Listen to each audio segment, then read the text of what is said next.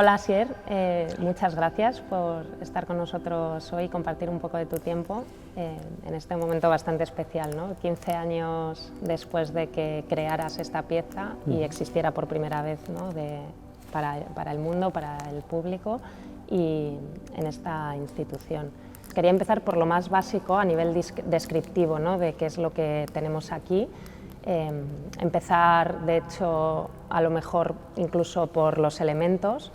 El más visual que cobra lugar en esta obra de 2007 es el fuego, ¿no? Y la significación histórica y acumulada que tiene el fuego y que tú de hecho utilizas de una manera muy específica, ¿no? ¿Qué rol cumple el fuego en esta pieza? La descripción evidentemente más simple es que es una pieza que trae una llama de fuego ardiendo dentro del museo. Esa ya es una definición, ¿no? Independientemente de que articulemos cada uno de los elementos, creo que lo más importante y de lo que todo lo demás es consecuencia es de que no se puede tener un fuego ardiendo en un museo, ¿no? Se podría decir que es un problema y su propia solución, ¿no? Es una lata de fuego o con un combustible que está constantemente ardiendo y todo el aparataje, vamos a decir, el aparataje además un poco exagerado, ¿no? En comparación con lo poco que es la pequeña llama que arde en el espacio, exige un aparataje, vamos a decir, exagerado, y esa tensión entre esos dos elementos es lo que configura la pieza. En esto de la llama también me parecía interesante otra capa un poco de significación que tú enunciabas leyendo un texto, como el fuego pues se utiliza también como ejercicios de conmemoración, ¿no? de la vida, pero también muchas veces de la vida que ha sido eliminada drásticamente, ¿no? Casi hay una asociación, y lo vemos en muchos referentes culturales de muchas culturas diferentes, como el fuego tiene una significación en la construcción pues de héroes, en construcción de memoria, en construcción de celebración. Sí, bueno, la idea de la llama, ¿no? De la idea de la llama eterna, la llama que no se extingue, que en muchas culturas ha venido a representar precisamente la conmemoración de aquellas vidas que se extinguen muy pronto o aquellas vidas de héroes. Hay siempre como una idea de que el fuego eterno o la llama eterna es una manera de honrar a quien se ha ido pronto o a quien, bueno, una idea sacrificial, vamos a decir, de la vida, ¿no? Conmemorar una idea sacrificial de la vida.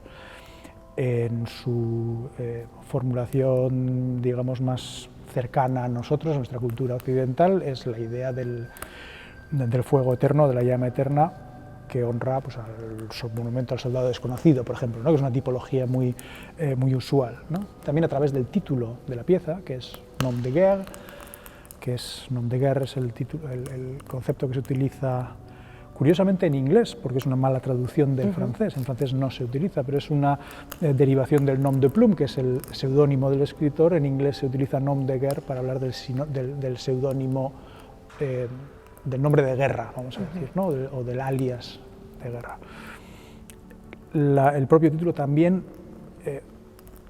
dirige la lectura hacia esa capa de significado, ¿no? Hacia el simbolismo que tiene en nuestra cultura, muy particularmente con respecto a la idea de el sacrificio del héroe, la conmemoración de ese sacrificio, etc. Me interesaba justo en esta cuestión de la conmemoración, pues bueno, el potencial que tiene la escultura como ejercicio crítico, ¿no? De representación, que es algo de una manera en tu práctica bastante presente en contextos muy diferentes y contemporánea más o menos, ¿no?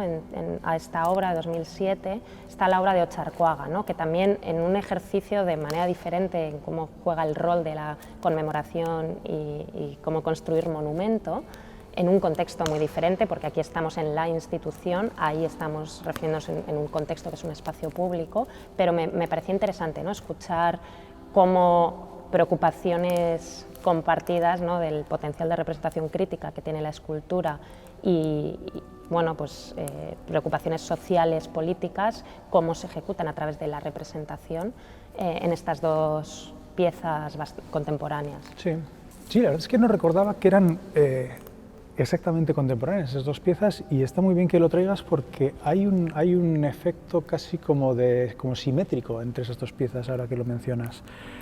lo que siempre me ha interesado con respecto a esa idea de monumentalización como función, o función monumental, vamos a decir, o función simbólica de la escultura siempre con respecto a su función monumental, lo que me interesa siempre es el desplazamiento de esa función, ¿no? Cómo hay una serie de vicisitudes, vamos a decir, por las cuales lo que en un momento es un monumento que conmemora una cosa, con el tiempo puede convertirse en otra, puede reutilizarse, reescribirse, resignificarse, vamos a decir, ¿no? Entonces, cuando digo que es pertinente tu comparación porque son un poco simétricas, lo digo porque la escultura a la que te refieres, que es esa mención a una escultura pública en Ocharcoaga, en el barrio de Ocharcoaga, que es un barrio obrero con una tradición militante muy fuerte, conmemora en un momento a Marx y Lenin por medio de unos bustos, pero de una manera totalmente extraoficial, bueno, casi sin la sanción que los monumentos tienen, ¿no? De lo oficial, etcétera, etcétera, y sin embargo el monumento que ellos reutilizan es un monumento institucional, por cuanto viene de la embajada soviética en Madrid en aquel momento, ¿no? Que se deshace de una serie de bustos, y ellos resignifican ese busto pasándolo de una formulación no solo oficial, sino con toda la pompa de lo estatal, ¿no? De una embajada, nada menos, y se resignifica en un monumento casi, digamos, contraoficial, ¿no? Aquí casi podría ser, o se podría dirigir al efecto contrario, ¿no? Por el cual la llama, como hemos dicho antes, es un tropo, vamos a decir, ¿no? Simbólico muy utilizado también en situaciones sancionadas por lo público, monumentos, conmemoraciones oficiales, etcétera, etcétera, pero que en el momento que hice esta pieza tenía una historia muy particular en el contexto vasco, en el cargadísimo políticamente contexto vasco. La misma llama se estaba utilizando, por ejemplo, y esa era una de las alusiones directas de aquella pieza en aquel momento, como conmemoración por parte de la Ertzaintza, como conmemoración de los ertzainas asesinados por ETA durante toda su trayectoria. Pero a la vez había también, cuando un miembro de ETA fallecía, solían también aparecer una serie de monumentos apócrifos en esquinas de las calles que replicaban la misma idea de la llama, ¿no? En ese sentido, hablo de ese desplazamiento del mismo símbolo, el símbolo siendo el mismo, generaba esa distorsión, ¿no? Para mí en aquel momento, hace 15 años, revisitar este tropo, como he dicho, de la idea de la violencia política a través de ese símbolo tan ambivalente, me servía también señalar el hecho de que la historia del propio museo que me invitaba a participar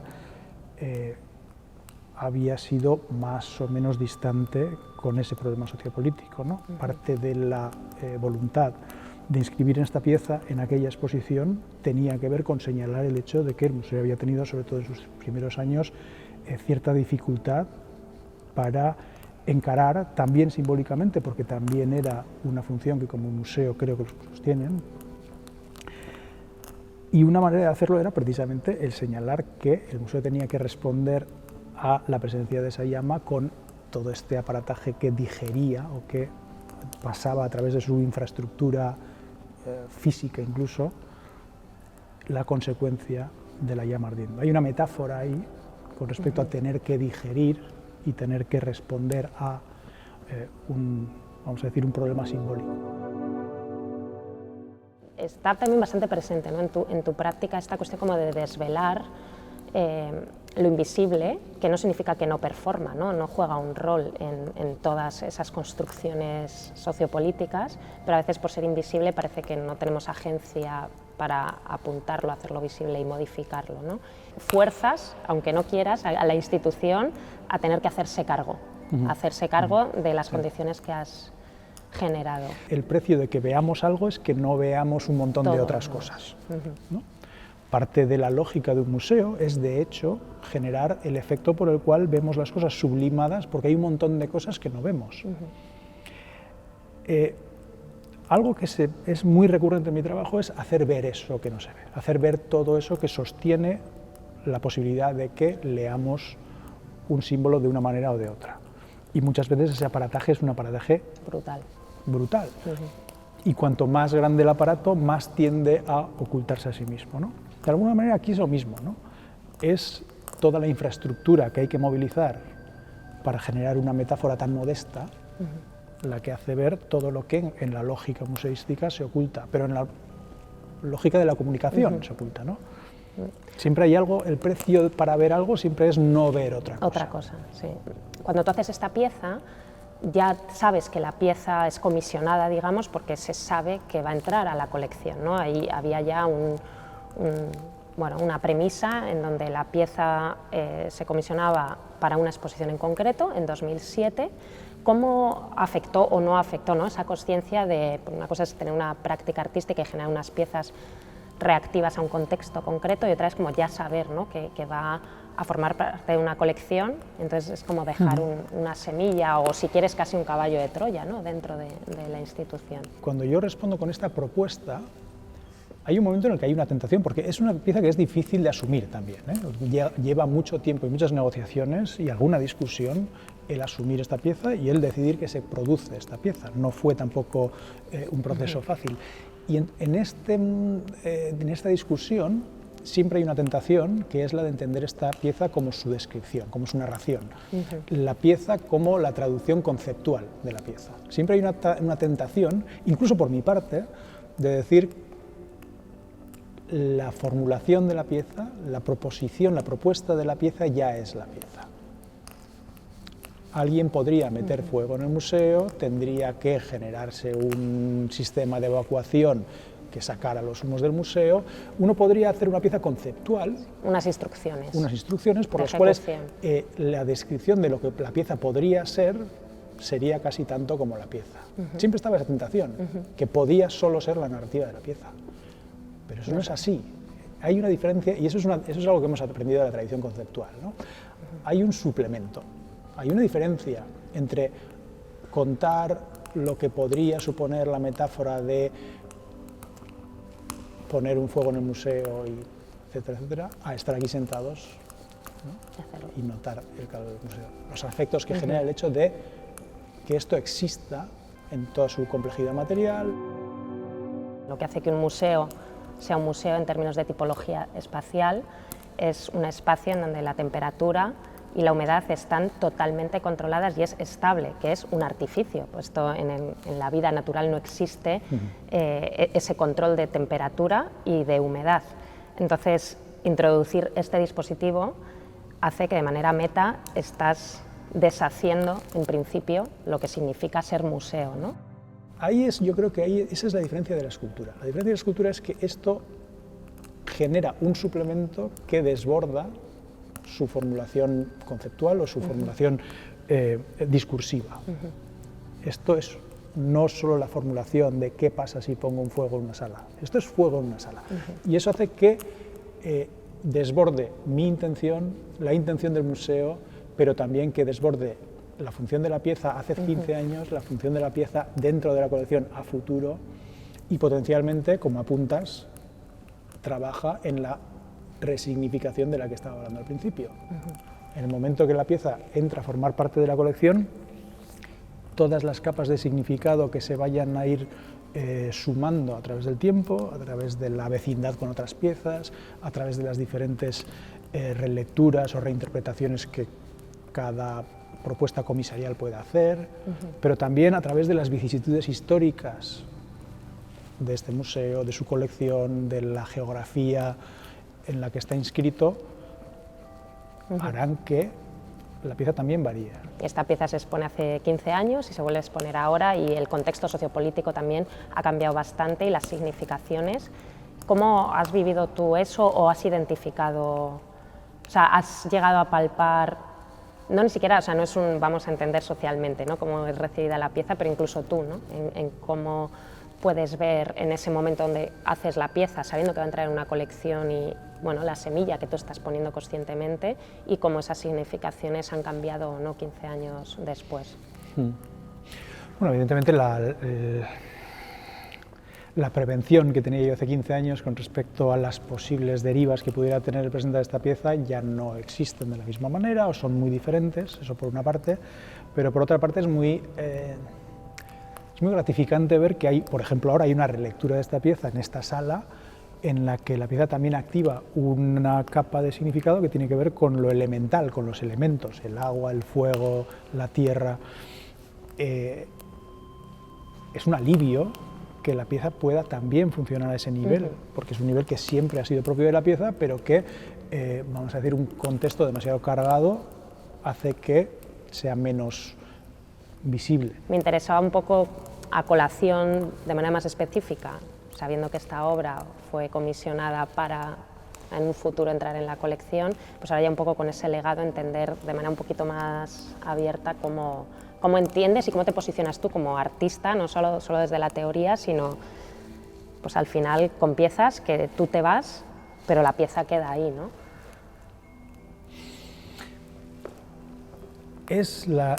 Como he dicho antes, es lo irreductible de lo material de la pieza, el hecho de que la pieza, además de lo que uno quiere que sea, además de lo que hemos convenido en un momento que era, sigue siendo mucho más que todo eso.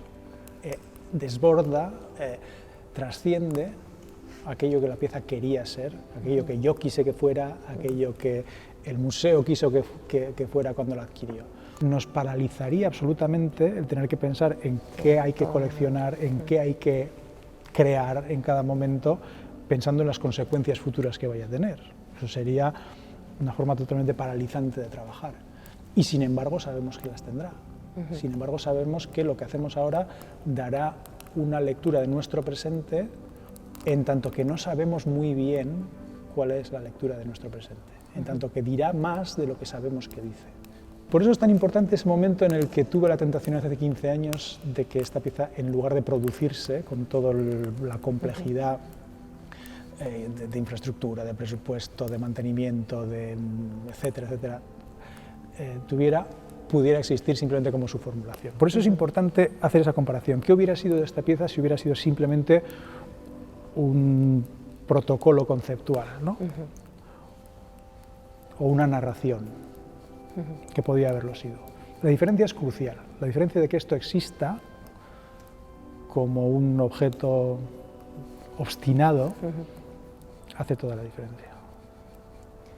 Pues bueno, yo creo que nos hemos expandido ya bastante en las múltiples significaciones. No sé si hay algo que se te quede en el tintero que te apetezca No, simplemente compartir. El gusto que me ha dado volverme a encontrar con esta pieza, porque tengo que confesar que es una pieza que yo creí que no iba a volver a ver instalada jamás. Entonces, que equivocarme en eso me da mucho placer.